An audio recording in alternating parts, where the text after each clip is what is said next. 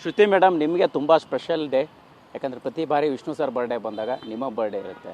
So ಈ ಬಾರಿ 50ನೇ ವರ್ಷದ ಸ್ಪೆಷಲ್ ಆಗಿ ಒಂದು ಗಿಫ್ಟ್ ರೀತಿ ಆಗಿದೆ. ನೀವು ಕೂಡ ಜೊತೆ ಇದ್ರಿ.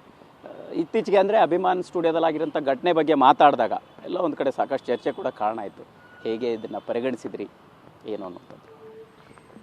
ವಿಷ್ಣು ಸರ್ ಅವರು ನಮ್ಮನ್ನು ಅಗಲಿದ ನಂತರ ಪ್ರತಿ ವರ್ಷವೂ ಅವರ ಜನ್ಮದಿನ ನಮಗೆ ಒಂದು ಸಂಭ್ರಮ ಆಗ್ತಾ ಇರಲಿಲ್ಲ. ಅಭಿಮಾನಿಗಳಿಗೆ ಪ್ರತಿ ಸರಿ ಗೊಂದಲ ಇತ್ತು. ಈ ಸರಿ ವಿಶೇಷವಾಗಿ ಅವ್ರಿಗೆ 75ನೇ ವರ್ಷದಲ್ಲಿ ಸಂಭ್ರಮಿಸಬೇಕಾಗಿರುವಂಥ ಒಂದು ಸಂದರ್ಭದಲ್ಲಿ ಮತ್ತೆ ಗೊಂದಲಗಳು, ಇದೇ ವಿಚಾರಗಳಲ್ಲಿ ಎಲ್ಲಿ ಅಭಿಮಾನಿಗಳೆಲ್ಲ ಮನಸ್ಸಲ್ಲಿ ಬರೀ ಇದೇ ಗೊಂದಲ ಆಗುತ್ತೇನೋ ಅನ್ನುವಂಥ ಒಂದು ದುಗುಡ ಎಲ್ಲರಲ್ಲೂ ಇತ್ತು, ಕಲಾವಿದರಾಗಿ ನಮ್ಮಲ್ಲೂ ಇತ್ತು. ಅದನ್ನು ನಿವಾರಣೆ ಮಾಡಿಕೊಟ್ರು. 15 ವರ್ಷಗಳ ಕನಸು, ಪ್ರಾರ್ಥನೆ ಎಲ್ಲರದ್ದು. ಆ ಪ್ರಾರ್ಥನೆಯನ್ನು ಇವತ್ತು ಫಲಿಸೋ ಹಾಗೆ ಮಾಡಿದ್ದು ರಾಜ್ಯ ಸರ್ಕಾರ, ಸಿದ್ದರಾಮಯ್ಯ ಅವರು ಹಾಗೂ ಡಿ ಕೆ ಶಿವಕುಮಾರ್ ಅವರು. ಅವರಿಗೆ ಅಭಿಮಾನಿಗಳ ಪರವಾಗಿ, ಚಿತ್ರರಂಗದ ಪರವಾಗಿ ಕೋಟಿ ಕೋಟಿ ಧನ್ಯವಾದಗಳನ್ನು ತಿಳಿಸ್ತೀವಿ, ನಮನಗಳನ್ನು ತಿಳಿಸ್ತೀವಿ. ಎಸ್ ಮೇಡಮ್, ನಿಮ್ಮ ಲೈಫಲ್ಲಿ ತುಂಬ ಸ್ಪೆಷಲ್ ಪರ್ಸ್ನಾಲಿಟಿ, ವ್ಯಕ್ತಿತ್ವ ಹೇಳ್ತಾ ಇದ್ರಿ. ಅಂದರೆ ನಿಮ್ಮ ಮತ್ತು ಅವಿನಾಶ್ ಸರ್ ಪ್ರೀತಿ ಕೂಡ ಕಾರಣ ಆಗಿದ್ದು, ಆ ಸಂದರ್ಭಗಳನ್ನೆಲ್ಲ ನಿಭಾಯಿಸಿದ್ದು, ದಾದಾವರ ಲೈಫಲ್ಲಿ ಜರ್ನಿಲಾದಂಥ ಬೆಳವಣಿಗೆಗಳನ್ನೆಲ್ಲ ಕೂಡ ನೀವೆಲ್ಲ ಹೇಗೆ ಗಮನಿಸಿದ್ರಿ?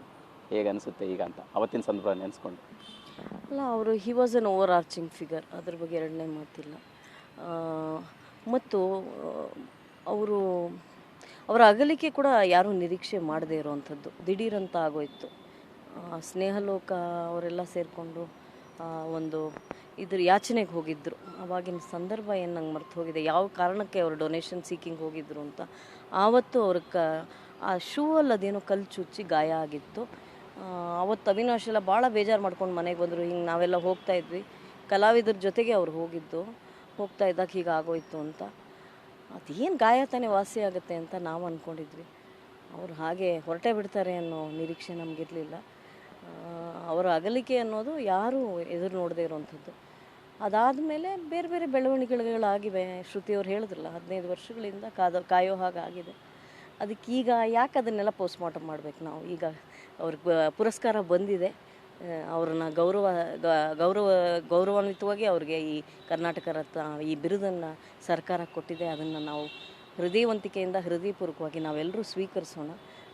ಅವರನ್ನು ಸಂಭ್ರಮಿಸೋಕ್ಕೆ ನಮಗೆ ಇದೊಂದು ಒಳ್ಳೆಯ ಅವಕಾಶ ಸಿಕ್ಕಿದೆ ಅಂತ ಅನ್ಸುತ್ತೆ. ಮೇಡಮ್, ನಿಮಗೆ ಅಂದರೆ ವಿಷ್ಣು ಸರ್ ಜೊತೆಗಿನ ನೆನಪುಗಳು, ಆ ದಿನಗಳು ಈಗಿನ ಸಂದರ್ಭಕ್ಕೆ ಹೇಗೆ ನೆನಪಾಗುತ್ತೆ? ಒಂದಿಷ್ಟು ಮರೆಯಲಾದ ಘಟನೆಗಳನ್ನ ಶೇರ್ ಮಾಡೋದಾದ್ರೆ ನೋಡ್ರಿ, ಒಂದಂತೂ ಸತ್ಯ, ರಾಜ್ಕುಮಾರ್ ಅವರು, ವಿಷ್ಣುವರ್ಧನ್ ಅವರು, ಅಂಬರೀಷು, ಶಂಕರ್ ನಾಗು, ನಮ್ಮನ್ನು ಅಗಲಿದ ಅನೇಕರು, ಆ ನೆನಪು, ಆ ದಿನಗಳಿದೆಯಲ್ಲ, ಅದು ಮತ್ತೆ ನಮಗೆ ಬರಲಿಕ್ಕೆ ಸಾಧ್ಯವೇ ಇಲ್ಲ. ಆದರೆ ಅವರು ಬಿಟ್ಟು ಹೋದ ನೆನಪುಗಳು, ನಮಗೆ ಕೊಟ್ಟು ಹೋದಂಥ ಕೆಲವು ಸಂದೇಶಗಳು, ಮತ್ತು ಅವ್ರು ನಮ್ಮ ಜೊತೆ ಹಂಚಿಕೊಂಡಂಥ ಕ್ಷಣಗಳೆಲ್ಲ ಇದೆಯಲ್ಲ, ಅದು ಅವಿಸ್ಮರಣೀಯ, ನಾವು ಮರೀಲಿಕ್ಕೆ ಸಾಧ್ಯವಿಲ್ಲ. ಇವೆಲ್ಲ ಋಣ, ನಾವು ನಿಮಿತ್ತ ಅಷ್ಟೇ, ನಾವು 3 ಜನನೂ ನಿಮಿತ್ತ. ನಾವು ಹೋಗಿ ಕೇಳಿದ್ವಿ, ಪ್ರಾಮಾಣಿಕವಾಗಿ ಕೇಳಿದ್ವಿ. ಯಾಕೆಂದರೆ ನಮ್ಮ ಉದ್ದೇಶ ಅವರ ಅಭಿಮಾನಿಗಳು, ಆ ಸಂತೋಷ, ಆ ಸಂಭ್ರಮ. ಮತ್ತು ಇವರೆಲ್ಲರೂ ಒಳ್ಳೆಯವ್ರು ರೀ, ಭಾಳ ದೊಡ್ಡ ಹೆಜ್ಜೆ ಗುರುತನ್ನು ಬಿಟ್ಟು ಹೋಗಿದ್ದಾರೆ. ಅದರಿಂದ ನಾವೆಲ್ಲರೂ ಸಂಭ್ರಮಿಸೋಣ 18ನೇ ತಾರೀಕು. ಮೇಡಮ್, ಅಂದರೆ ಭಾರತಿ ಮೇಡಮ್ ಅಥವಾ ಅವ್ರ ಕುಟುಂಬ ಜೊತೆ ಈ ಹಿಂದೆ ಆಗಿರುವಂಥ ಮಾತುಕತೆ ಆಗಿರ್ಬೋದು, ಈ ಎಲ್ಲ ಘಟನೆಗಳು ಆದಾಗ ಅವರ ಬೇಸರ ನಿಮಗೆ ಏನಾದರೂ ನೆನಪಾಗುತ್ತೆ? ಈಗ ಅವರು ಸಂಭ್ರಮಿಸುವಂಥ ಗಳಿಗೆಗಳೇ ಏನಾದ್ರು ನೆನಪಾಗುತ್ತೆ? ಹಂಗಲ್ಲ ಮೇಡಮ್, ಅಂದರೆ ಈಗ ಅಭಿಮಾನ್ ಸ್ಟುಡಿಯೋದಲ್ಲಿ ಆಗಿಂಥ ಘಟನೆ ಅವೆಲ್ಲವನ್ನು ನೋಡಿದಾಗ ಆ ಕುಟುಂಬ ಸಹಜವಾಗಿ ಬೇಸರ ವ್ಯಕ್ತಪಡಿಸ್ತಿತ್ತು. ಯಾವತ್ತೂ ಕೂಡ ಅಂದರೆ ಅವರಿಗೆ ಸಿಗಬೇಕಾದಂಥ ಮನ್ನಣೆ ಸಿಗಲೇ ಇಲ್ಲ ಅನ್ನುವಂಥದ್ದನ್ನು. ಹಾಗಾಗಿ ಸರ್ಕಾರ ಅವರಿಗೆ 5 ಎಕರೆ ಜಾಗವನ್ನು ಮತ್ತು ಸರ್ಕಾರ ಅವರಿಗೆ ಎಲ್ಲ ರೀತಿಯಾದಂಥ ಸವಲತ್ತನ್ನು ಮೈಸೂರಿಗೆ ಕೊಟ್ಟಿದೆ. ಸೊ ಅದು ನಮಗೆ ಆಗ ಹೆಮ್ಮೆ ಇದೆ. ಅವರಿಗೆ ಬೇಸರ ಆಗೋಕ್ಕೆ ಖಂಡಿತ ಸಾಧ್ಯವಿಲ್ಲ, ಬೇಸರ ಆಗುವಂಥದ್ದು ಅಲ್ಲ. ಅಲ್ಲಂದ್ರೆ ಅಭಿಮಾನ್ ಸ್ಟುಡಿಯೋದಲ್ಲಿನ ಘಟನೆ ಆದಂತಹ ಗಳಿಗೆಗಳ ಅದು ಎಲ್ಲರಿಗೂ ಆಗುತ್ತೆ. ಬಟ್ ಆ ವಿಚಾರವನ್ನು ನಾನು ಕೇಳಿದ್ರೆ ನೀವು ಅವರಲ್ಲಿ ಕೇಳಿ, ನಮ್ಮಲ್ಲಿ ಕೇಳಬೇಡಿ, ನಾವು ಸಂಭ್ರಮಿಸ್ಕೊಳ್ತಾ ಇದ್ದೀವಿ. ಎಸ್ ಮೇಡಮ್, ಇದ್ರ ಜೊತೆಗೆ ಅಭಿಮಾನ್ ಸ್ಟುಡಿಯೋದಲ್ಲಿ ಒಂದು 10 ಗುಂಟೆ ಜಾಗ ಏನಾದರೂ ಸಿಗಬೇಕನ್ನುವಂಥ ಬೇಡಿಕೆ ಒಂದಿತ್ತು. ಅದ್ರ ಬಗ್ಗೆ ಏನಾದ್ರು ಬೆಳವಣಿಗೆಗಳಾಯ್ತಾ? ಇದ್ರ ಬಗ್ಗೆ ನಾವು ಮಾತಾಡೋಲ್ಲ, ನಾವು ಮಾತಾಡಕೂಡ್ದು.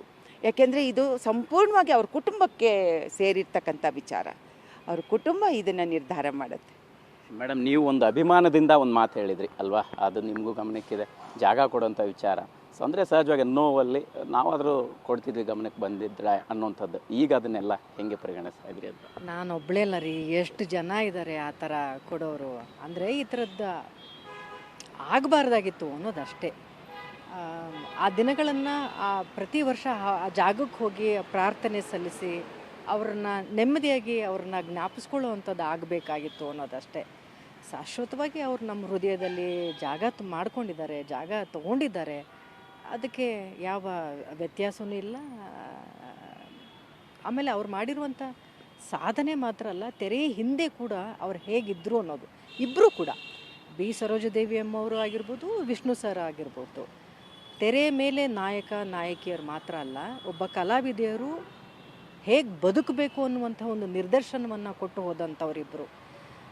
ಕಲಾರಂಗದಲ್ಲಿ ಇದ್ಕೊಂಡು ಜನರನ್ನ ಮನರಂಜನೆ ಮಾತ್ರ ಮಾಡಲಿಲ್ಲ ಅವರು, ಸಮಾಜಕ್ಕೆ ಹಲವಾರು ಸಂದೇಶಗಳನ್ನು ಕೊಟ್ಟವರು, ಕೊಡುಗೆಗಳನ್ನು ಕೊಟ್ಟವರು. ಹಾಗಾಗಿ ಕರ್ನಾಟಕ ರತ್ನ ಬಿರುದು ನೀವು ಈವರೆಗೂ ನೋಡಿದ್ರೆ ನಮ್ಮ ಚಿತ್ರೋದ್ಯಮದಿಂದ 4 ಜನಕ್ಕೆ ಸಿಕ್ಕಿದೆ ಅಂದರೆ ಅದು ನಮ್ಮ ಚಿತ್ರೋದ್ಯಮಕ್ಕೆ ಸಂದಂಥ ಒಂದು ಗೌರವ ಅಂತ ನಾನು ಭಾವಿಸ್ತೀನಿ. ಆ ಸಾಲಿಗೆ ಈ ಮೇರು ಕಲಾವಿದರು ಹೋದ್ರಲ್ಲ, ಅದು ತುಂಬಾ ಹೆಮ್ಮೆ ಇದೆ. ಆ ಜಾಗವನ್ನು, ಕರ್ನಾಟಕ ರತ್ನ ಜಾಗವನ್ನು ಕನ್ನಡ ಚಿತ್ರರಂಗದಿಂದ ಪಡ್ಕೊಳ್ತಾ ಇದ್ದಾರೆ ಅನ್ನೋದು ಒಂದು ಹೆಮ್ಮೆ ಇದೆ ನಮಗೆ.